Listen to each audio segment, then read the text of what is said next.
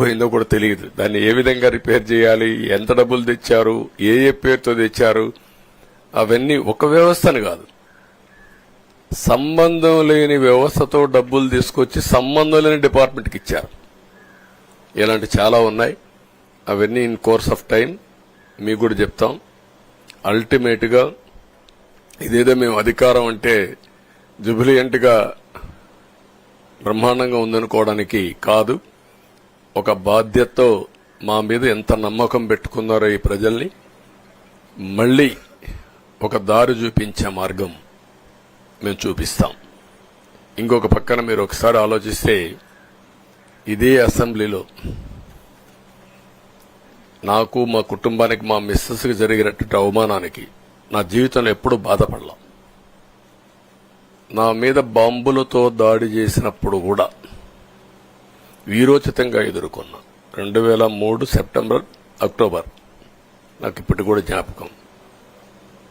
ఆ రోజు నా మీద బాంబులు చేసినప్పుడు చాలా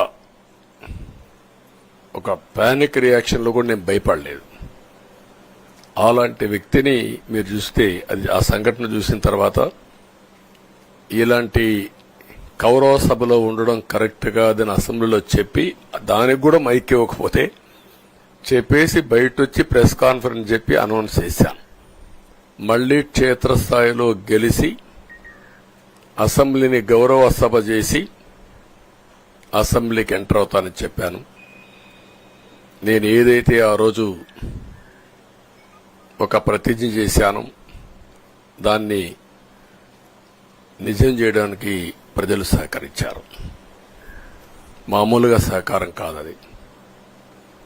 నేను ఇన్ని సంవత్సరాలు చాలా సార్లు చాలా ఎలక్షన్లో గెలిచాం, కొన్ని ఎలక్షన్లో ఓడిపోయాం. ఎలక్షన్లో ఓడిపోయినప్పుడు నేను ఎప్పుడూ కుంగిపోలేదు. ఎలక్షన్లో గెలిచిన తర్వాత గంతులేయలేదు. నిబ్బరంగా ఓడిపోయినప్పుడు ఒక బాధ్యత ప్రతిపక్షంలో ఉండి పనిచేయాలి, గెలిపించినప్పుడు ఒక బాధ్యత ప్రజలకు మెరుగైన సేవలు అందించి వాళ్ళని ముందుకు తీసుకుపోవాలని ప్రయత్నం చేశాం. ఎప్పుడూ ప్రజాప్రచారనే ఉన్నాం. అలాంటిది జరిగిన తర్వాత ఈరోజు మళ్లీ ఇదే అసెంబ్లీకి నేను ఏదైతే చెప్పానో అది చేసి వెళ్ళడం అనేది ఒక తృప్తి, ఒక గౌరవం. ఆ గౌరవాన్ని నిలబెట్టిన ప్రజలను కూడా మనస్ఫూర్తిగా అభినందిస్తూ మీ రుణం తీర్చుకుంటాం. ఏ విధంగా పనిచేయాలో పనిచేస్తాం.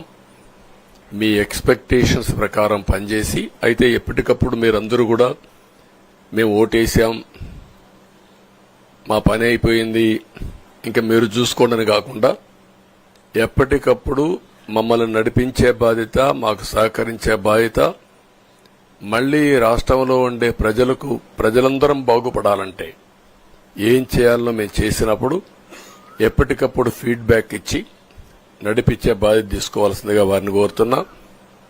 పవన్ కళ్యాణ్ గారిని మనస్ఫూర్తిగా అభినందిస్తున్నా. అదే మరి బీజేపీ అగ్రనాయకత్వాన్ని నరేంద్ర మోడీ గారిని, అమిత్ షా గారిని, ఇక్కడికి వచ్చిన అబ్జర్వర్స్ ని, ఇక్కడుండే పార్టీ అధ్యక్షురాలైనటువంటి పురంధేశ్వరి గారిని మనస్ఫూర్తిగా అభినందిస్తున్నా. వీళ్ళందరూ కూడా ఏదైతే ఒక స్ఫూర్తిని తీసుకున్నామో ఆ స్ఫూర్తితో టోటల్ గా ప్రతి ఒక్క కార్యకర్త సిన్సియర్ గా పనిచేయడానికి ఏ అభ్యర్థి ఉన్నా తమ అభ్యర్థిగా పాటించి బ్రహ్మాండంగా పనిచేశారు. వాళ్ళందరినీ అభినందిస్తున్నా. ఈరోజు మా విజయం మూడు పార్టీల కార్యకర్తల సమిష్టి కృషి. వారందరినీ అభినందిస్తూ ఈరోజు ఢిల్లీకి పోయి వచ్చిన తర్వాత ఒకసారి మళ్లీ ఇవన్నీ ఎప్పటికప్పుడు సమీక్ష చేసుకుంటూ ముందుకు పోతా అని చెప్పి తెలియజేసుకుంటూ మరొక్కసారి మీ అందరికీ అభినందనలు, ధన్యవాదాలు. థ్యాంక్ యూ అనండి.